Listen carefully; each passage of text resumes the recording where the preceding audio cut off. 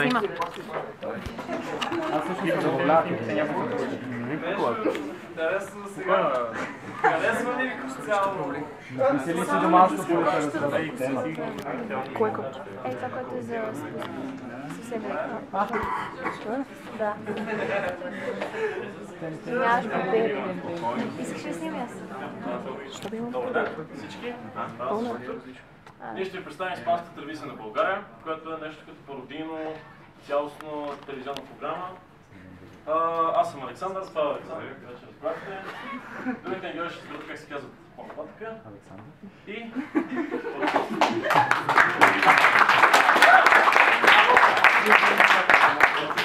А сега преглед на печата. Преглед на печата. Преглед на печата.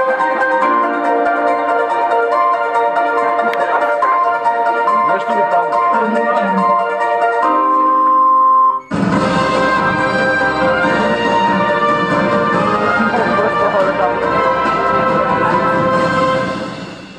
Така, новини от последните часове. Открито е гадно скапано свинско племе казичански хомоатлети в Унгария, запътили се към пропадналия мизерен насилник на деца в Ватикана с цел да се омъжат на пук на новия папа. Не подозираш за нашата разрушена от гнусните комунисти, ограбена малка държавица, която е злобно рекетирана от мазни, дебели, свиневидни босове на мафията. Друга интересна новина от деня.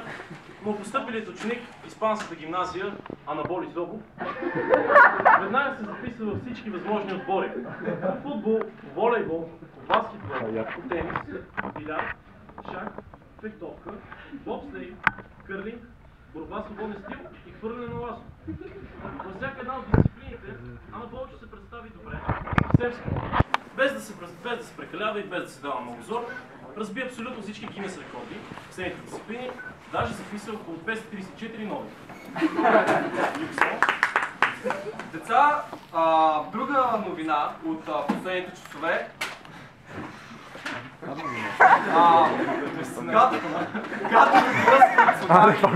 Наречено от метеоролозите Гошо, зара в момента и се изплува върху София днес в 8:43.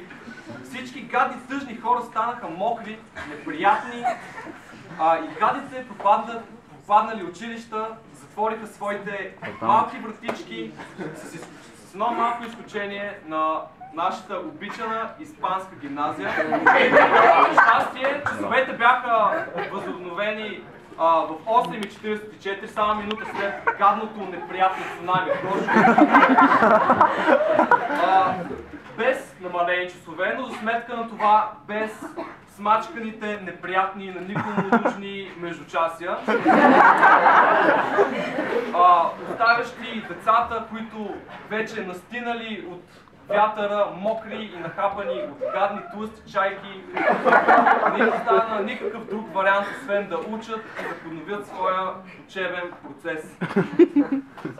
Мария? Също така, през центъра на Софийската жандармерия съобщиха, че няма много нанесени щети по двора на Испанска гимназия, по простата причина, че повече не могат да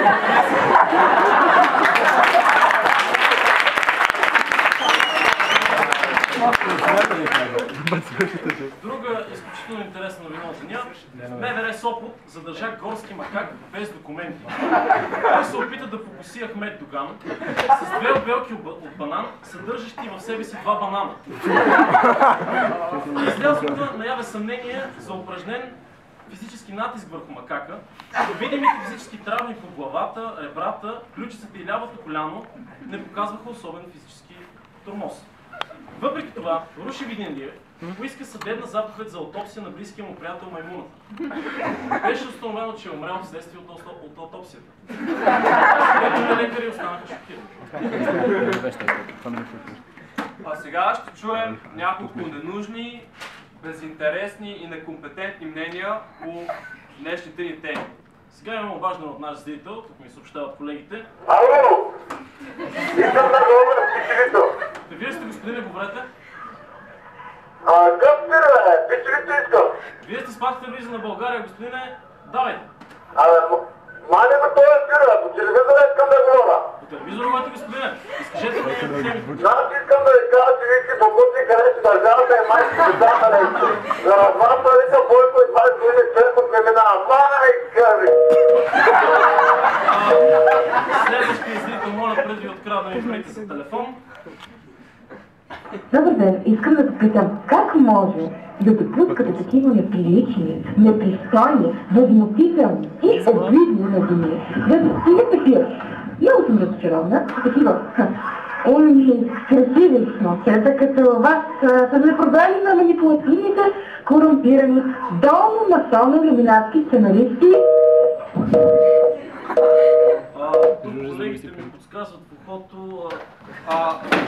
Следете, госпожо Копита, от смековити и попаднали демократични мисли, който каза, че в нашата страна на власт е корупцията, бих му се изплюл в лицето и бих го пратил да се застреля в смачканата си глава, защото корупцията в България отдавна не е на мода. Отдавна. И ако допреди 5 години се крадяха колите от гаражите, в днешно време се крадат гаражите от колите. Това е гадната ситуация, злокобното настояще на всеки един българин, пропит, с тъжен живот, смачкан, миришещ нещастник в тази държава. Да. Така, останете с програмата на Испанска телевизия в България. Това бе преглед на печата, а сега ще видите нашата любима, вечна теленовела Хосе и Лоренцо.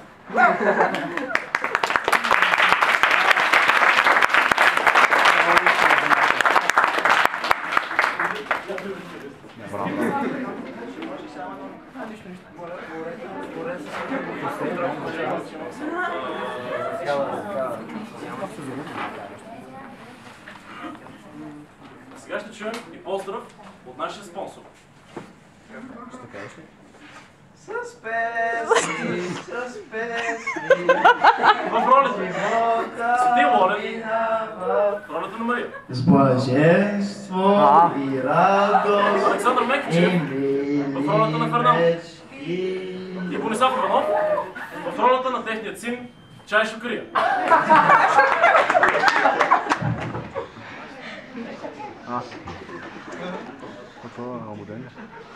Fernando. María. Fernando. Oh María. Fernando. Oh María. Fernando. María. María. Fernando. Oh María. Fernando. Oh María. Fernando. Oh María. Fernando. Oh María. Fernando. А сега време за реклама. Имате ли гъбички? Естествено, че кой няма. Тормозите ли гъбички? Да! Тогава попитайте нашия нов продукт Гъбомраз 164. Вземете зоната с гъби и поръсете внимателно и изчакайте 2 минути за мигновен ефект. Чакайте. И 2 минути. Мигновен ефект! Гъбомраз 164.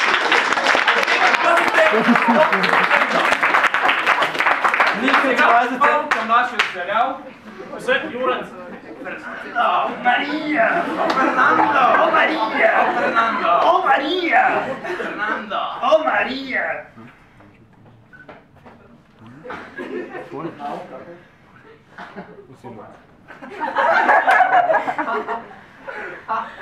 Maestro, Stileroy. María, Fernando, María, Fernando, oh María, oh Fernando, oh María, oh Fernando. И това вече 420 епизод от нашата любима теленовела. А следващия епизод ще видите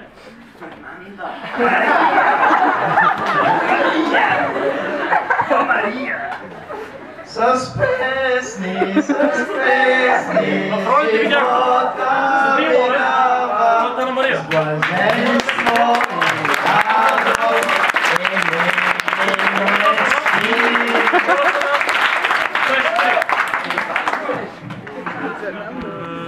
А сега останете с нашата програма, защото ефирът наближава нашият любим, криминален, абсолютно неплагиатстван, 100% оригинален, съвсем български сериал Чичо Холмса и Бай Уотсън.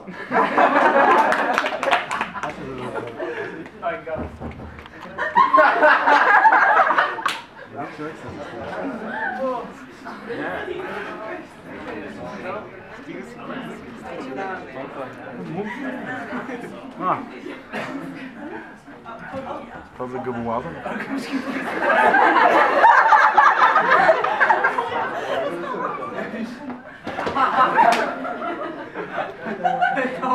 Схождайки се из гадните, убити, мокри, мръсни, с дупки улици, Чичо Холмса и Бай Уотсъна паднаха на един също толкова побит, смачкан, беден и неприятен скитник, миришещ и припаднал на една изгубена улица.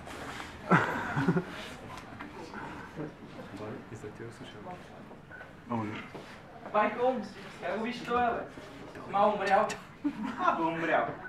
Ай се то мръсти. Как гледай сега как се размъдра.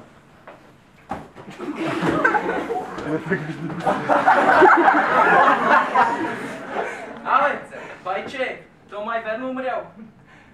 Да му премера пулс. 80 на 100. Повишена кръвна запас. Няма следа от пулс. Да се смърт. Наистина, мистериозно. Дай да го проверим тогава за лични документи. Временно, през това време намери за някакви дребни за кафе машината. Байче, няма лични документи в себе си. Тогава то ще се казва как? Желю. А сега? Направи му една отливка на това нещастие. Малко се смее това кръв.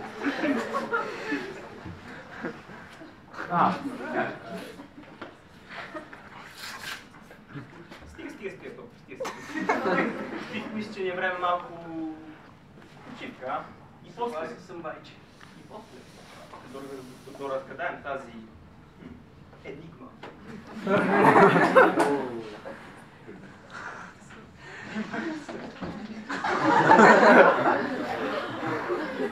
Стегли умрели. Той е жив?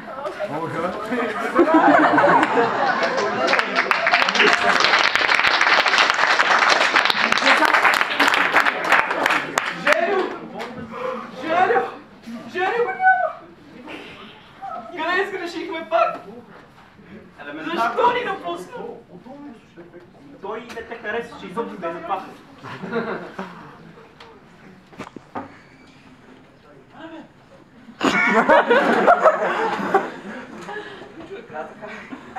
Сега, деца, е време за редовната, никому не нужна, слушана прогноза за времето. Нашата синоптичка Радмила синоптиката.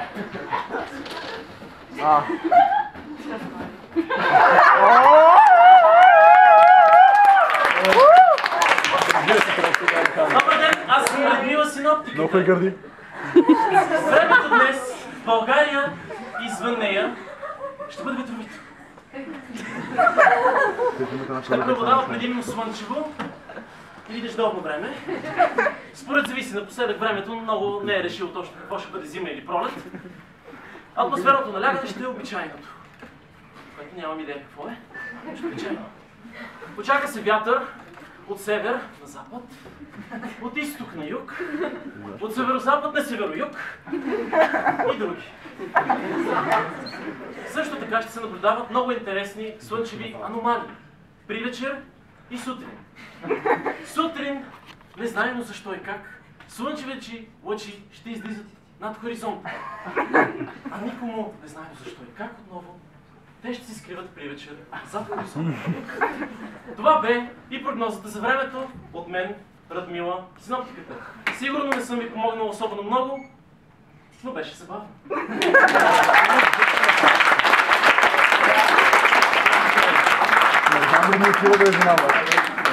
И благодарим ви, че днес присъствахте на това мероприятие.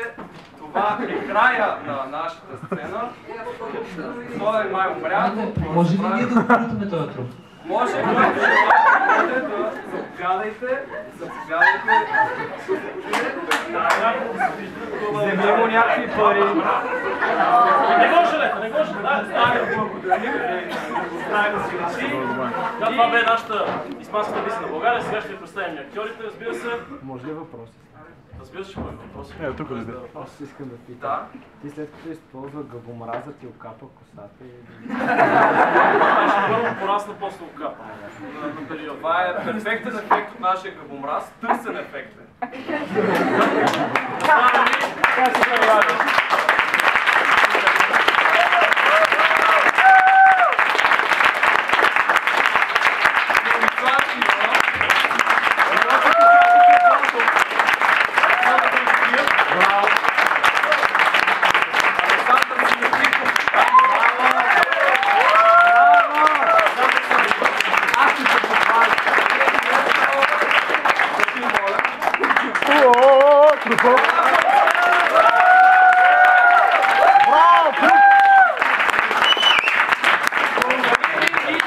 Може да се тръгвате всички.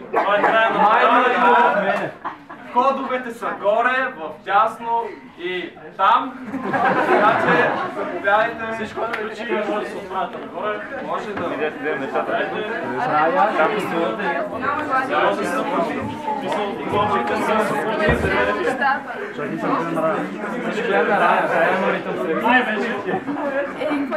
Он е труп, няма да си ходят. Злати, стани, бе! Злати ни свърши.